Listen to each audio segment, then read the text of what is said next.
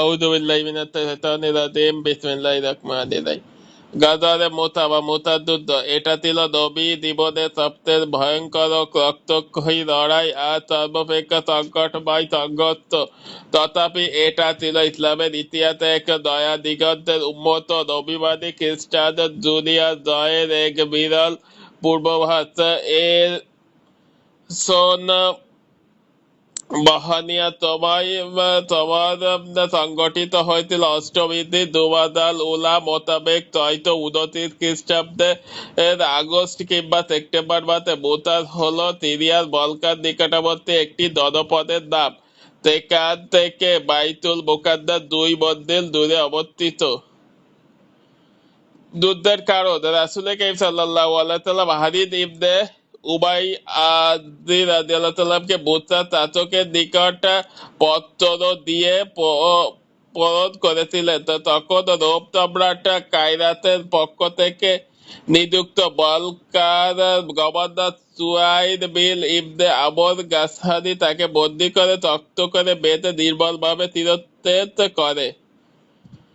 তৎকালীন সময়ে দুধ হত্যাকে বিশাল অপরাধ হিসেবে গণ্য করা হতো।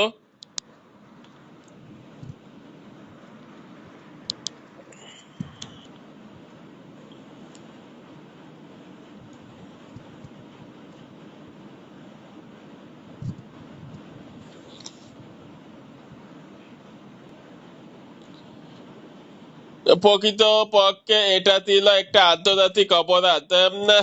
এক হিসাবে এটাকে যুদ্ধ ঘোষণাই বলা যেতে পারে, বরং এটা তাতেও আরো বেশি দুঃসাহসিকতা। রাসূল কারীম সাল্লাল্লাহু আলাইহি সাল্লামের কাছে এই সংবাদ পৌঁছালে তিনি দারুণ বেদনাহত ভারাক্রান্ত হয়ে পড়েন। তিনি তখন তার বিরুদ্ধে 3000 যোদ্ধার একটি বাহিনী প্রস্তুত করেন। এক গাজওয়ায়ে আহজাব ব্যতীত ইসলামের ইতিহাসে এত বড় বাহিনী আর কোনোদিনও প্রস্তুত করা হয়েছিল না। বাহিনীর সিপাহীসালার ও তাদের প্রতি রাসূল সাল্লাল্লাহু সাল্লামের নসিহত। রাসূল কারীম সাল্লাল্লাহু আলাইহি সাল্লাম যায়েদ বিন হারেসা রাদিয়াল্লাহু এ বাহিনীর সিপাহীসালার নিযুক্ত করেন। অতঃপর তিনি বলেন, যদি যায়েদ নিহত হয় তবে জাফর, আর যদি জাফর নিহত হয় তবে আব্দুল্লাহ ইবনে রাওয়াহা সিপাহীসালার হবে। এরপর তিনি তাদের জন্য একটি সাদা পতাকা বেঁধে যায়েদ বিন হারেসা রাদিয়াল্লাহু এর হাতে অর্পণ করেন। অতঃপর রাসূল কারীম সাল্লাল্লাহু আলাইহি সাল্লাম তাদেরকে নসিহত করলেন যেন তারা হারিদ ইবনে উবাই রাদিয়াল্লাহু তাদের স্থানে উপস্থিত হন। এরপর সেখানকার অধিবাসীদেরকে ইসলামের দাওয়াত দেন। যদি তারা ছাড়া দেয় তবে ভালো, আর যদি এর বিপরীত হয় তবে তাদের বিরুদ্ধে আল্লাহর কাছে সাহায্য প্রার্থনা করে তারা যেন রণাঙ্গনে ঝাঁপিয়ে পড়ে। তিনি তাদেরকে আরো বলে দেন, তোমরা আল্লাহর পথে যারা আল্লাহকে অঙ্গীকার করে তাদের বিরুদ্ধে যুদ্ধ করবে। তোমরা বিশ্বাসঘাতকতা করবে না, গনীমতের মাল অন্যায়ভাবে আত্মসাৎ করবে না, কোনো নারী কিংবা শিশুকে হত্যা করবে না, দুর্বল বৃদ্ধ কাউকে হত্যা করবে না, গির্জায় গিয়ে দুনিয়া বিচ্ছিন্ন লোকদেরকে তোমরা মারবে না, খেজুর কিংবা অন্য কোনো গাছ কাটবে না, কোনো বাড়িঘর ধ্বংস করবে না। দেখুন সহিহ বুখারী সিরিয়ার মুতাযুদ্ধ অধ্যায় 2 দ্বিতীয় খণ্ড চৈত্র 11। মুসলিম বাহিনীর বিদায় ও আব্দুল্লাহ ইবনে রাওয়াহার কান্না। যখন মুসলিম বাহিনী যাত্রার প্রস্তুত হলো তখন সকলে এক জায়গায় সমবেত হয়ে রাসূল কারীম সাল্লাল্লাহু আলাইহি সাল্লামের সিপাহীসালাদেরকে বিদায় সালাম জানাতে লাগলো। ঠিক এ সময় এক সিপাহীসালা আব্দুল্লাহ ইবনে রাওয়াহা রাদিয়াল্লাহু তাআলা কাঁদতে লাগলেন। লোকজন বলল, আপনি কাঁদতেন কেন? তিনি বললেন, আল্লাহর কসম, দুনিয়া কিংবা তোমাদের ভালোবাসা মায়াজালে দড়িয়ে পড়ে নামি কাতিরা, কিন্তু রাসূল কারীম সাল্লাল্লাহু আলাইহি সাল্লামকে আমি একটি আয়াত তেলাওয়াত করতে শুনেছি, যাতে জাহান্নামের কথা উল্লেখ করা হয়েছে এভাবে: তোমাদের মধ্যে এমন কেউ নেই যে তথা পৌঁছাবে না, এটা আপনার পালন করতে অনিবার্য ফাইসালা। সূরা মারিয়াম 71। আমি জানি না তখন আমার সঙ্গে কিরূপ আচরণ করা হবে। লোকজন তখন বলল, আল্লাহ তাআলা নিরাপত্তার সঙ্গে আপনার সাথী হন, সকল বালা ও মুসিবত প্রতিহত করুন এবং আপনাদেরকে বিজয়ী ও সফল পেতে আমাদের কাছে ফিরিয়ে আনুন। তখন আব্দুল্লাহ ইবনে রহমান বলেন, কিন্তু আমি রহমান আল্লাহর কাছে প্রার্থনা করছি, তার কাছে তাড়িত তরবারি কিংবা অভিজ্ঞ বর্ষাধারী এক আঘাত চাচ্ছি, না কলিজা ও নাড়িভুড়ি ছিন্ন বিচ্ছিন্ন করে ফেলবে। অতঃপর পথিক যখন আবার কবরের পাশ দিয়ে যাবে, তখন বলবে, হায় আল্লাহর পথে যোদ্ধা, আল্লাহ তাকে হেদায়েত দিয়েছেন আর তিনি হেদায়েত পেয়ে গেছেন। অতঃপর মুসলিম বাহিনী রওনা হলো। রাসূল কারীম সাল্লাল্লাহু আলাইহি সাল্লাম তাদেরকে বিদায় জানাতে পেছনে পেছনে তানিয়াতুল বিদা পর্যন্ত চলে যান। এরপর সেখানে দাঁড়িয়ে তাদেরকে বিদায় দেন। মুসলিম বাহিনী অজ্ঞতার এক ভয়াল দুনিয়ার অবলোকন। মুসলিম বাহিনী উত্তরের দিকে অজ্ঞতার হয়ে এগে সবাই হিজাজের উত্তরাঞ্চল সংলগ্ন সিরিয়ার বাআন নামক স্থানে যাত্রাবিরতি করেন। ঠিক এই মুহূর্তে তাদের কাছে সংবাদ পৌঁছালো যে স্বয়ং রোমান সম্রাট হিরাক্লিয়াস বলকার অন্তর্গত বাহাব নামক স্থানে 1,00,000 সৈন্য দিয়ে শিবির স্থাপন করেছে। তার সঙ্গে আমার লাকদ, দুয়াব ও বলকায়ন ও বাহরা ও বালি থেকে আরো 1,00,000 সৈন্য মিলিত হয়েছে। পরবর্তী সভা: নিজেদের মাটি থেকে এই সুদূর অচেনা ভূখণ্ডে এসে এমন এক মরণ ফাঁদে আটকে যেতে হবে, দানবীর সরকার এমন এক বিশাল বাহিনী মুখোমুখি হতে হবে, এমন হিসাব মুসলমানদের মাথায় কোনোদিনও কষা হয়েছিল না। এই অঙ্কের ফলাফল তাদের কোনোদিনও জানা ছিল না। মাত্র 3,000 সৈন্যের একটি ক্ষুদ্র বাহিনী 2,00,000 সৈন্যের বিশাল এক মহাসমুদ্রে কিভাবে মোকাবিলা করবে, এমন ভাবনা তারা কোনোদিনও ভেবেছিল না। চরম পেরেশানি আর দুশ্চিন্তার কালো মেঘ গোটা মুসলিম শিবিরকে ছেয়ে ফেলল। হতাশা আর নিরাশা তাদের মতিভ্রম ঘটায়। উপক্রম হলো দিক বিদিক শূন্য হয়ে। তারা দুদিন মাহানে অবস্থান করলেন, একে অপরের সঙ্গে পরামর্শ করতে লাগলেন, গভীর ভাবনার জগতে ডুবে গেলেন। অনেকে পরামর্শ দিলেন, আল্লাহর রাসূলকে আমরা পত্র লিখে পুরো ব্যাপারটি অবহিত করি, এরপর তিনি যদি আরো সৈন্য পাঠিয়ে আমাদেরকে সাহায্য করেন তো করবেন, নতুবা আমরা সম্মুখপানে অগ্রসর হব। কিন্তু আব্দুল্লাহ রাদিয়াল্লাহু মতে বিরোধিতা করলেন। তিনি সৈন্যদেরকে উত্তেজিত করে তুললেন। তাদেরকে তিনি বললেন, হে লোক সকল, মনে রাখবে যে বস্তু থেকে তোমরা এখন ইত্যত পিছুটান দিচ্ছ, এটা তো ওই শাহাদাত যার অন্যতম তোমরা বের হয়েছ। আমরা কোনোদিনও জনবল কিংবা অস্ত্র বলে যুদ্ধ করতে পারি না, আমরা তো যুদ্ধ করি ওই ঈমানের বলে। বলিয়ান হয়ে যেই ঈমান ধরে আল্লাহ আমাদের জীবনকে সমৃদ্ধ ধন্য করেছেন, সুতরাং তোমরা সামনে অগ্রসর হও। দুটি কল্যাণ এর একটি তোমাদের কপালে অবশ্যই লেখা আছে, হয়তো বিজয় অর্জন, নয়তো তৈরি বরণ। দীর্ঘক্ষণ পরবর্তী সভা শেষে সালাই সালাদ আব্দুল্লাহ ইবনে রাওয়াহা রাদিয়াল্লাহু তাআলা এর মতের উপর তর্বত সিদ্ধান্ত গৃহীত হলো। দুশ্মনের অভিমুখে মুসলিম বাহিনীর অগ্রসর। মাহানের দুদিন অবস্থান দেশে মুসলিম বাহিনী ধীরে ধীরে দুশ্মন অভিমুখে অগ্রসর হতে লাগলো। এক পর্যায়ে বলকান বাসরেফ নামক জনপদে গিয়ে তারা হিরোকিলিয়াতের বিশাল বাহিনীর মুখোমুখি হয়। তাদেরকে দেখে দুশ্মন ক্রসফাদের সামনে এগিয়ে আসছে, কিন্তু মুসলমানরা তাদেরকে এগিয়ে ঐতিহাসিক মুতার প্রান্তে চলে যায় এবং সেখানে শিবির স্থাপন করে যুদ্ধের জন্য প্রস্তুতি নেয়। মুসলিম বাহিনী ডাইন ভাগে সালাদ নিযুক্ত হন কুতবা ইবনে আবি কাতাদা, আর বাম পাশে সালাদ নিযুক্ত হন উবাদা ইবনে মালিক আনসারী রাদিয়াল্লাহু তাআলা।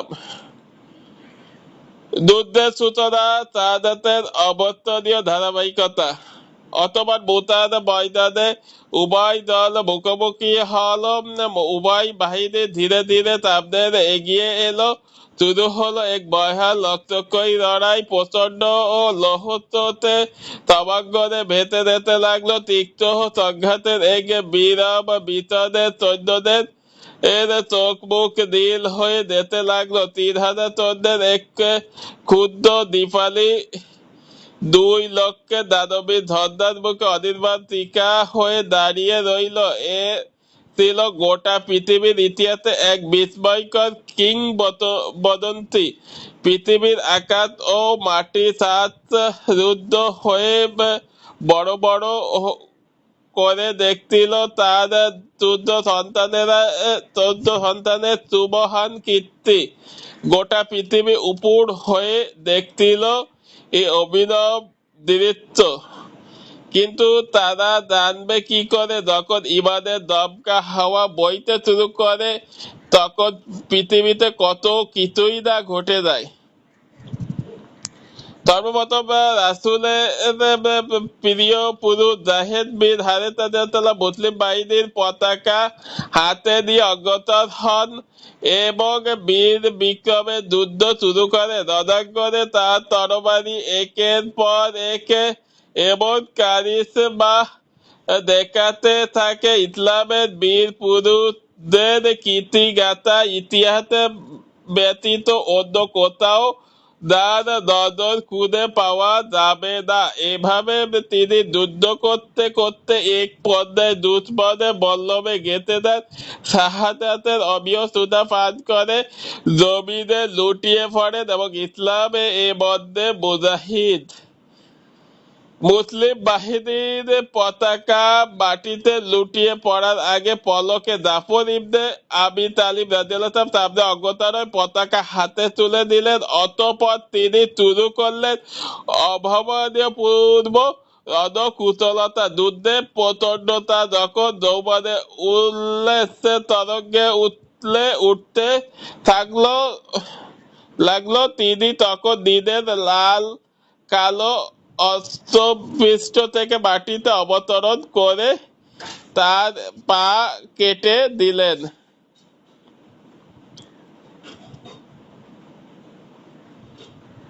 এরপর আবার বীর বিক্রমের যুদ্ধ শুরু করলেন। যুদ্ধের এক পর্যায়ে তার ডান হাত কেটে গেল। তগে তগে পতাকা তিনি বাম হাতে ধরে নিলেন। কিছুক্ষণ পর বাম হাত কেটে গেল। এবার তিনি দু বাহু দ্বারা পতাকা দড়িয়ে উঁচু করে ধরলেন। এরপর তিনি তার হাতে পেয়ারায় চোট লাগলো। তে সুদা বিবর হয়ে পেছনে সবকিছু ভুলে তার বর্ধিত আছে এক রোমান সৈন্য তাকে এত ধরে আঘাত করে যে তিনি ২ ভাগ হয়ে আল্লাহ তাআলা তার ২ হাত পরিবর্তে ডান হাতে ২টি ডানা দান করেন। যার দ্বারা তিনি যেখানে তাই ইচ্ছা ঘুরে বেড়ান। এ কারণে ইসলামের ইতিহাসে তাহার নাম হয়ে যায় জাফর তাইয়াদ, তথা শূন্যে বেঁচে বেড়ানো জাফর এবং জাফর জুল হাই দুই ডানা বিশিষ্ট দাপর। নাফের উত্তরে ইমাম বুখারী রহমতুল্লাহ রেওয়াতে বলেন, ইবনে উমর রাদিয়াল্লাহু তাকে সংবাদ দিয়েছিলেন মুতার যুদ্ধের দিন জাফর রাদিয়াল্লাহু যখন শহীদ হলেন, তখন আমি তার পাশে দাঁড়িয়ে তার শরীরের জখমগুলি গণনা করলাম। গণে দেখলাম তাকে 50টি তরবারি ও বর্ষার আঘাত রয়েছে, তার মধ্যে একটিও পিঠে ছিল না। অপর এক রেওয়াতে ইবনে উমর রাদিয়াল্লাহু বলেন, সেই যুদ্ধে আমি তাদের সঙ্গে ছিলাম। অনেক খোঁজাখুঁজির পর জাফর ইবনে আবু তালিব রাদিয়াল্লাহু আমি নিহতের মাঝে পেলাম। তার শরীরে 90টিরও বেশি তীর ও বর্ষার আঘাত বিদ্যমান ছিল। নাফের থেকে উমরি রেওয়াতে এতটুকুই বেশি রয়েছে, সব আঘাত তার শরীরের সামনের দিকে ছিল। এভাবে যখন বীরত্ব আর সাহসিকতা পরামর্শ প্রদর্শন করে জাফর রাদিয়াল্লাহু শহীদ হলেন, আব্দুল্লাহ ইবনে রাওয়াহা রাদিয়াল্লাহু তড়ি গতিতে সামনে অগ্রসর ওই পতাকা হাতে তুলে দিলেন। তিনি তখন ঘোড়ার পিঠে ছিলেন। তিনি সামনে বেড়ে নিজেকে দিনের যুদ্ধের প্রতি উত্তেজিত করতে লাগলেন, কিন্তু তার ভেতর খানিকটা ইতস্তবোধ সৃষ্টি হচ্ছিল। একটু পিছনে চলে গিয়ে বলতে লাগলেন, আমার নফস, আমি তোমাকে কসম করে বলছি, তুমি রণাঙ্গনে অবতরণ করো, তাতে কোনো ইচ্ছা থাকো বা না থাকো। সহিহ বুখারী সিরিয়া মুতাযুদ্ধ দ্বিতীয় খণ্ড 611। যদি অন্যরা যুদ্ধের ময়দানে সরগম রাখে আর বস্তা তাক করতে থাকে, তবে তারপরেও একলা তোমাকে কেন আমি জান্নাত থেকে দূরে বসা দেখছি। এরপর তিনি ঘোড়া পিঠ থেকে অবতরণ করলেন। ইতিমধ্যে তার চাচা তো ভাই একটি গোস্তওয়ালা হাট দিয়ে এতে বলল, ভাইজান, এটা দিয়ে পিঠ শক্ত করে দিন, কেননা আজ আপনি কঠিন বেহাল দশার মুখোমুখি হয়েছেন। তিনি হাত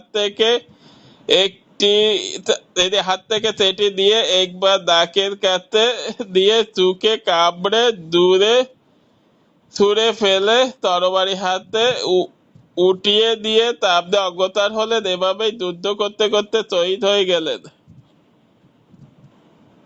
আল্লাহর এক তরোয়ারের হাতে পতাকা।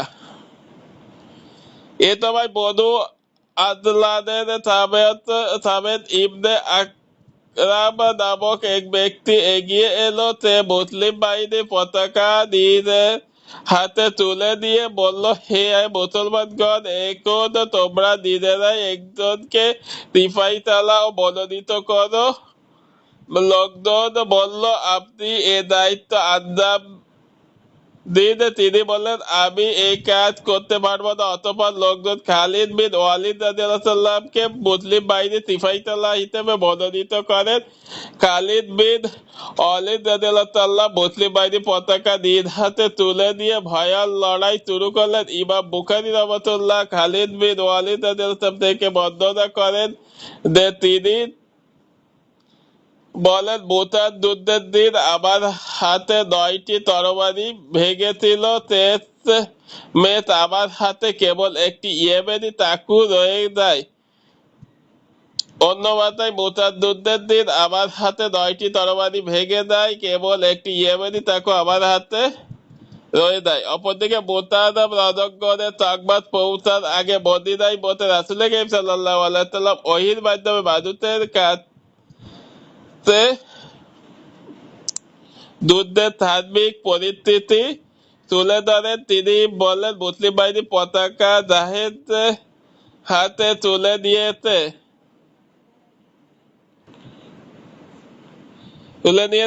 আর সে শাহাদাত বরণ করেছে। এরপর জাফর তুলে দিয়েছে, সেও শহীদ হয়েছে। অতঃপর রাওয়াহা তুলে দিয়েছে, সেও শাহাদাত বরণ করেছে। তার চোখ দিয়ে তখন তেমন দ্বারা নেমেতে দিল। অতঃপর আল্লাহ এক তরবারির হাতে তুলে নিয়েতে অথবা আল্লাহ এক তরবারি পতাকা হাতে তুলে দিয়েতে এবং এত বীরত্বের সঙ্গে যুদ্ধ করেতে যে আল্লাহ তাআলা তার হাত ধরে বিদায় দান করেছেন। সহিহ বুখারী যুদ্ধ অধ্যায় 2 খণ্ডের 11 নম্বর হাদিস। সহিহ বুখারী 11। যুদ্ধের সমাপ্তি। এরকম চরম বীরত্ব আর সাহসিকতার মাধ্যমে মুসলমানরা যে বিস্ময়কর তারা গানিয়া কাজটির সময় মতন করতে সক্ষম হয়েছিলেন তা হলো তাদের ক্ষুদ্র এই বাহিনীটি রোমান সৈন্যদের বিশাল সামুদ্রিক উথলে ওঠা জোয়ারের সামনে অজেয় বাঁধ নির্মাণ করে অবিচল রয়ে গিয়েছিল। তাদের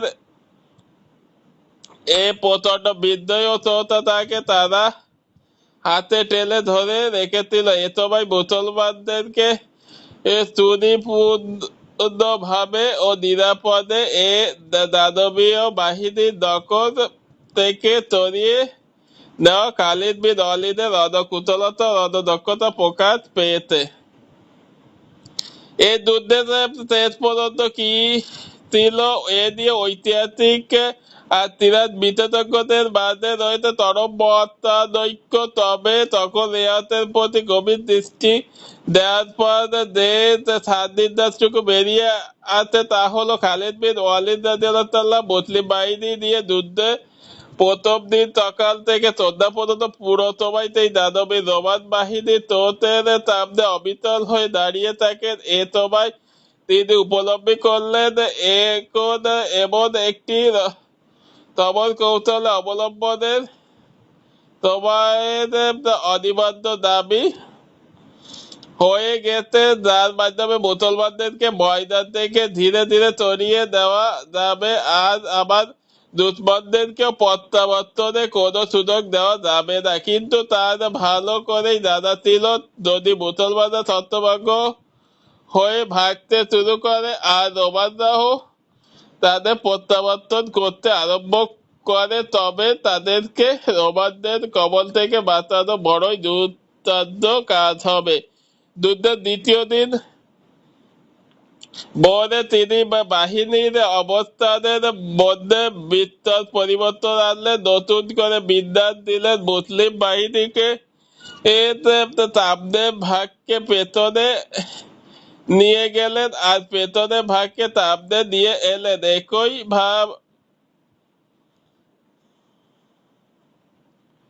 একইভাবে ডানের ভাগকে বামে আর বামের ভাগকে ডানে নিয়ে গেলে দুশ্মন তাদের মুখোমুখি হলে মুসলিম বাহিনী এ দৃশ্য তাদের কাছে নতুন মনে হলো, তাই তারা চেঁচাতে লাগলো মুসলমানদের সাহায্যকারী বাহিনী এসে গেছে। এভাবেই তাদের হৃদয়ে ভীতি ঢালার উদ্বোধনী পর্ব সফল হলো এবং যুদ্ধ শুরু। কিছুক্ষণ পরেই খালিদ বিন ওয়ালিদ ধীরে ধীরে মুসলিম বাহিনী দিয়ে পিছু হটতে শুরু করলেন, কিন্তু বাহিনীর শৃঙ্খলা যাতে অটুট থাকে এদিকে ছিল তার কঠোর দৃষ্টি। কিন্তু রোমানদের ধারণা ছিল মুসলমানরা তাদের ধোঁকা দেওয়ার কৌশল আবিষ্কার করেছেন, কিংবা হয়তো তারা চেষ্টা করেছে তাদের এমন এক